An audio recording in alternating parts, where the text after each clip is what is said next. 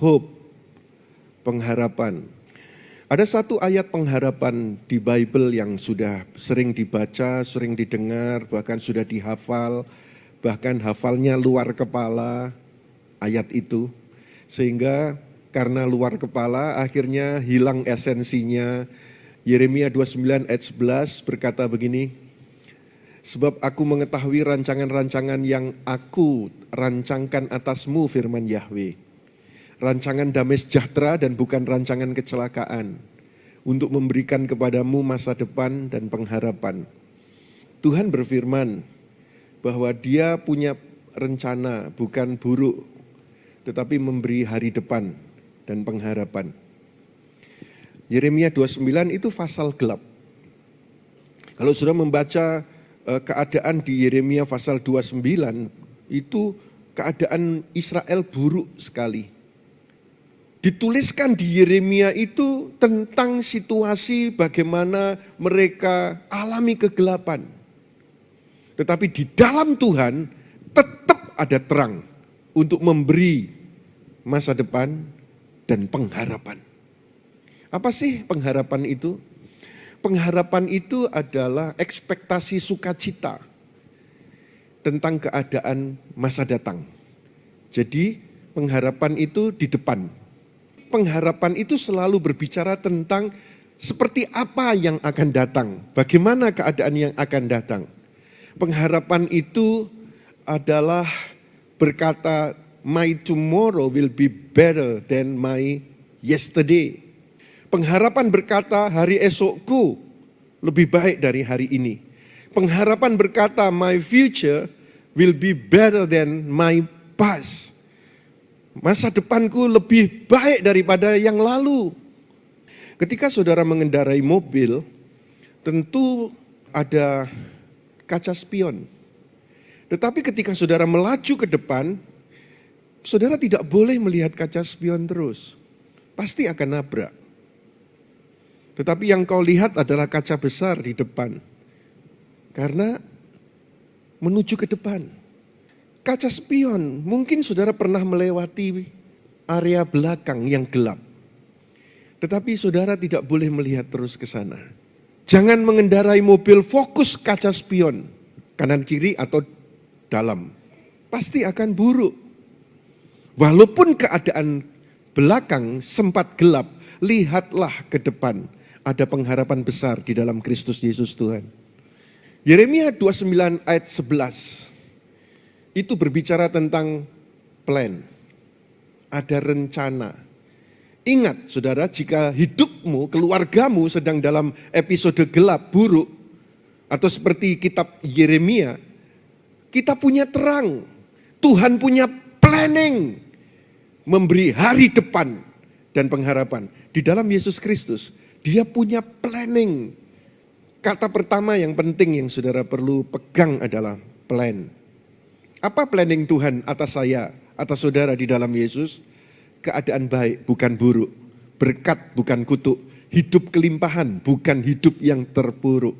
Seringkali setelah kita tahu bahwa Tuhan punya plan macam begini, lalu kita puji Tuhan, puji Tuhan, puji Tuhan. Lalu tidak lakukan apa-apa. Lupa ayat 11, ada ayat 12-nya. Lalu engkau akan memanggilku. Engkau akan datang dan berdoa kepadaku, dan aku akan mendengarkanmu.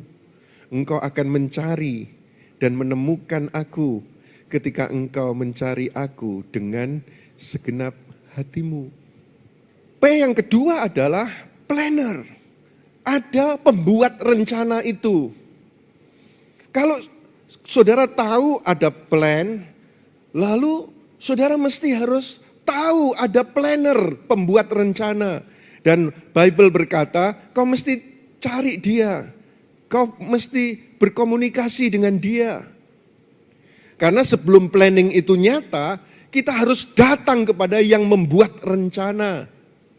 Ketika sudah ada plan, saudara harus tahu planner. Apa yang harus dilakukan tadi di ayat 12-13, harus mencari, harus dekat kepadanya, itu kalau di zaman Taurat. Kalau di zaman anugerah sekarang, mencari, mendekat itu adalah memiliki awareness, memiliki kesadaran bahwa kita itu di dalam Kristus. Seperti ibadah hari ini, saudara itu bukan mendekat kepada Tuhan, enggak. Dulu jauh, sekarang mendekat, tidak. Tetapi kesadaran, aku ini dalam Kristus. Saudara build relationship, saudara build intimacy, membangun keintiman, membangun relationship dengan Tuhan. Lalu disebutkan, disuruh berseru kepada planner ini. Ada plan, ada planner, ada pray. Disuruh pray, berseru. Nah, seringkali orang tahu bahwa Tuhan punya rencana, tapi tidak membangun keintiman, tidak berseru kepadanya dengan iman. Doa, build relationship dengannya. Firman Tuhan berkata, yang beribadah dengan yang tidak beribadah beda. Yang berdoa dengan yang tak berdoa beda. Yang beriman dengan yang tidak beriman pasti akan beda. Walaupun sama-sama warga surga. Sebab itu saudara, plan, planner, pray. Saudara, ibadah, doa, ibadah semacam ini, ayo diperbaiki. Ketika saudara melakukan doa, itu bukan saudara mencipta sesuatu. Melalui doa, saudara bukan membuat sesuatu jadi nyata, bukan. Sudah ada, sudah disediakan. Saudara menarik apa yang ditetapkan Bapa bagi anak-anaknya. Sehingga apa yang disediakannya kau bisa lihat dalam layar kehidupanmu di keluarga, di pekerjaan, dalam kehidupanmu pribadi. Yeremia 29 ayat 14 berkata begini, ayat lanjutannya. Dan aku akan ditemukan olehmu, firman Yahweh. Dan aku akan membawamu kembali dari pembuangan. Aku akan mengumpulkan kamu dari segala bangsa dan dari semua tempat di mana aku telah menghalau engkau ke sana, firman Yahweh. Dan aku akan membawa engkau kembali dari sana ke tempat dari mana engkau telah kubawa ke pembuangan. Pada waktu itu Israel tercerai-berai secara keluarga, keuangan, karier, hancur berantakan. Tetapi Tuhan memberikan di sana janji pemulihan. Mungkin ada yang hidupnya seperti yang dialami Israel. Saya mau sampaikan kepada saudara, mungkin ada dari antaramu yang merasa begitu dalam kehidupanmu. Engkau kayak dibanting-banting. Engkau kayak diinjek-injek. Gak ada yang peduli. Kapan selesainya gak tahu. Engkau kayak diputer-puter. Sudahlah saudara, percayalah kepada Tuhan Yesus Kristus. Toh akhirnya akan ada topping, keindahan-keindahan ditambahkan. Dan akhirnya disajikan kepada saudara dalam keadaan lezat. Sebab itu ketika engkau dibanting, ketika engkau digilas, ketika engkau diputar-putar, tetap percaya kepada Dia. Jangan mudah menyerah. Jangan melempar handuk ke gelanggang, tanda menyerah.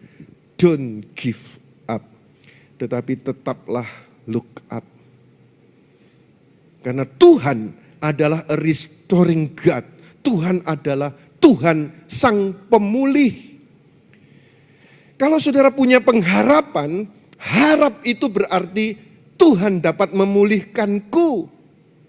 Memberi lagi kepadaku yang kupikir sudah hilang. Meski hilang karena salahku sendiri. Ada orang yang beranggapan begini, kalau hilang karena setan, Tuhan pasti pulihkan. Kalau hilang karena perlakuan manusia yang jahat kepadaku, pasti Tuhan pulihkan. Tapi ini hilang karena salahku sendiri. Aku ceroboh. Gak mungkin dikembalikan. Dengar saudara, dari mimbar ini saya memberitahu, hilang karena setan, hilang karena orang lain, atau hilang karena salahmu sendiri. Dia adalah a restoring God. Tuhan yang memulihkan. Tidak ada kata terlambat bagi Tuhan untuk memulihkan saudara, untuk menolong saudara. Plan, planner, pray, patient, sabar. Mesti sabar. Pengharapan itu tidak perlu tahu bagaimana ya nanti jadinya?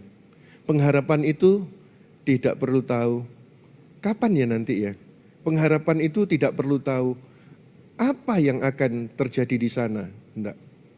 Yang kau perlu tahu adalah siapa yang kau harapkan. Pengharapan tidak perlu tahu how, when, what, tetapi yang kau perlu tahu adalah who, kepada siapa kau berharap. Dan ketika engkau berharap kepada Yesus Kristus Tuhan, Dia akan mengatur semuanya. Bagaimana nanti, kapan terjadinya, apa yang akan terjadi. Dia tahu lebih baik dari saudara, lebih baik dari saya. Semua akan menjadi baik tepat pada waktunya. Ayo kita tepuk tangan meriah bagi Kristus Tuhan kita. Terima kasih telah menyaksikan kebenaran firman Tuhan hari ini bersama kami. Saudara dapat mendukung pelayanan Pastor Yusak Hadi Siswantoro Ministry melalui nomor rekening berikut ini. Tuhan Yesus memberkati.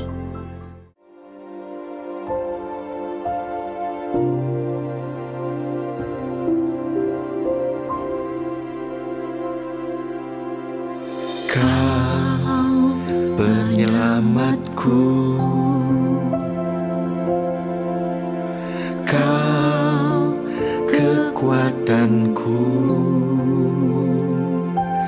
bagiku Kaulah yang terindah,